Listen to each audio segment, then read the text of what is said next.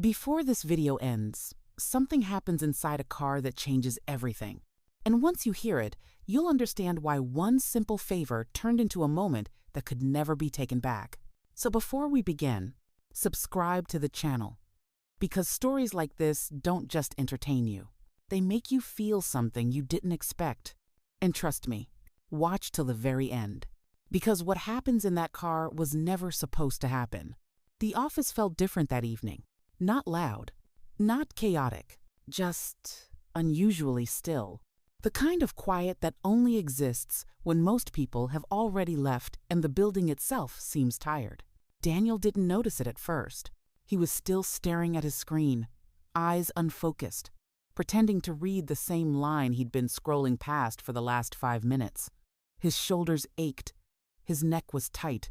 Another long day that blurred into every other long day before it. That's when a shadow appeared beside his desk. Daniel looked up, and there he was.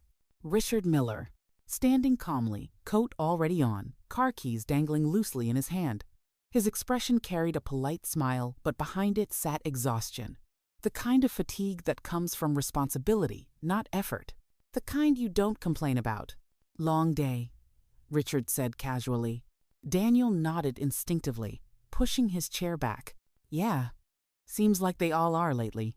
Richard hesitated for half a second, just long enough to suggest he was about to ask something slightly uncomfortable. Then he spoke. My wife's car broke down earlier this afternoon, he said, almost too casually. She's still here. I was wondering if you might be able to give her a ride home. It's on your way. The words landed heavier than they should have. Not because the request was difficult. Not because Daniel didn't want to help, but because it crossed an invisible line between professional and personal, one that rarely blurred at work. Still, Daniel didn't pause. Of course, he said quickly. Yeah, no problem at all. Richard's face relaxed immediately, relief flickering across it. I really appreciate it, he said. It's been one of those days. They walked together toward the elevator, footsteps echoing softly through the hallway. Richard filled the silence with small talk, how meetings had run late, how everything stacked up faster than expected. Daniel listened, nodding at the right moments. But inside, something felt off. A pressure in his chest he couldn't quite explain. The elevator doors opened with a low hum, revealing the underground parking garage washed in cool white light. And that's when Daniel saw her. Emily Miller. She stood near a silver sedan, arms folded loosely as if holding warmth rather than tension. Her posture was calm, composed but distant, like someone used to waiting. She looked different from the brief moments Daniel had seen her at company events. Less formal, more real. Her hair wasn't perfectly styled. Her expression wasn't rehearsed. She looked human. When Richard introduced them properly, Emily smiled. Not wide, not forced. Just genuine. Thank you so much, she said. Her voice was gentle but steady. I didn't expect to be stuck here this late. Daniel nodded, suddenly aware of how closely he was holding the keys now in his hand. No trouble at all. Richard barely hesitated before excusing himself. No lingering concern, no second thoughts. Complete trust. And just like that, Daniel was left standing beside Emily, with responsibility that suddenly felt heavier than a simple drive. The doors closed. The engine started, and silence filled the space between them almost instantly. Not awkward, just full. Daniel focused on pulling out of the garage, adjusting mirrors, keeping his hand steady on the wheel. Emily shifted in her seat, glancing out the window as city lights reflected softly across her face. He told himself it was just a favor, nothing more. Yet the quiet felt charged. When they merged into traffic, the city buzzed around them. Horns, voices, crosswalk signals, life rushing by. Inside the car, time slowed. Thank you again, Emily said quietly. Today went longer than I expected. Daniel exhaled, relieved by the sound of her voice. Late nights are kind of normal lately, he replied. And somehow, without effort, the conversation moved forward, skipping small talk, landing somewhere deeper. They spoke about long hours, missed dinners, days that ended before they began, about how work slowly filled every corner of life without asking permission. Daniel was surprised by how easy it felt, how natural it was to speak without performing. Emily listened closely, really listened. "I feel like my days are planned before I even wake up," she said softly. That sentence stayed with him, because he understood it too well. At a red light, Daniel glanced over. She was already looking at him, not curious, not judging, just present. The moment passed, but it left something behind. "How long have you worked for Richard?" she asked. Daniel explained his role, his goals, his quiet ambition to move forward someday. Emily smiled. "Ambition is good," she said, then paused. "But do you ever feel like it costs more than it gives?" The question settled heavily in the air. Daniel didn't answer right away, because it wasn't really about work. It was about everything. As downtown fell behind them, traffic thinned. Streetlights stretched into long golden lines across the windshield. Daniel turned the radio down without realizing it. Space opened. Emily leaned back, exhaling like she'd been holding her breath all day. "The quiet helps," she said, "after so much noise." Daniel nodded. "I take the long way home sometimes, just to clear my head." She smiled. "I sit in the driveway sometimes, just to delay going inside." That confession changed something. They passed closed shops and darkened cafes. The city felt distant now. Emily asked about Daniel's life beyond work, and he told her about leaving a small town, about arriving with hope and no plan, about learning adulthood came faster than expected. She shared her own story too. Dreams once held tightly, then slowly set aside. A life that was comfortable, but narrow. Safe, but predictable. Daniel felt the pull of empathy, because her words mirrored thoughts he rarely said out loud. Rain began softly, then heavier. The sound filled the car like a heartbeat. "I love nights like this," Emily said, watching the droplets trail down the glass. "They make the city feel honest," Daniel replied without thinking. "Honesty is rare, but it matters." She turned to him, surprised. "I didn't expect that answer." He smiled slightly. "I didn't expect to say it." As they entered her neighborhood, Daniel felt it. The shift. Moments like this always ended too soon. He wished briefly for traffic, for a wrong turn, for anything to stretch the night. "It's rare to feel heard," Emily said quietly, "especially in conversations that aren't supposed to mean anything." "Sometimes the best ones happen by accident," Daniel replied. They laughed softly, but neither of them missed the truth underneath.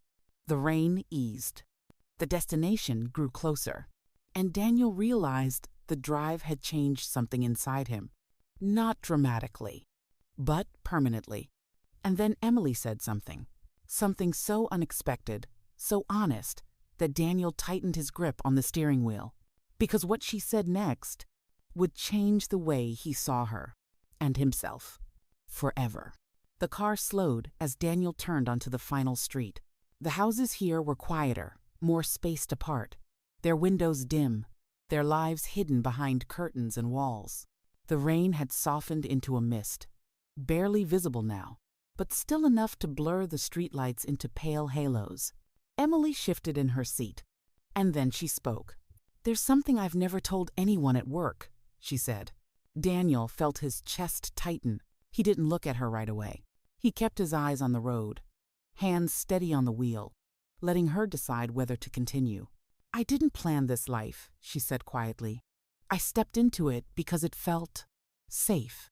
And once I did, everyone assumed I was happy. So I learned how to look that way." Her voice didn't shake. That made it heavier. Danielle swallowed. "I think," she continued, "the hardest part isn't being unhappy. It's realizing you've become very good at pretending you're not." The words settled between them like weight. Daniel finally glanced over. Her eyes were forward, fixed on the road ahead, but her expression had changed. Softer, exposed, as if she had lowered a guard she rarely let down. "I don't feel trapped," she added quickly. Not exactly. I just feel, paused, like the real version of me is still waiting somewhere. Daniel felt the truth of it in his bones, because he had lived that feeling. I think, he said slowly, choosing each word carefully, a lot of people mistake comfort for peace. They're not the same thing. Emily turned to him, really turned, and for a moment, neither of them spoke. The car rolled forward quietly, the sound of tires against wet pavement, the only reminder that time was still moving. You make it sound simple, she said.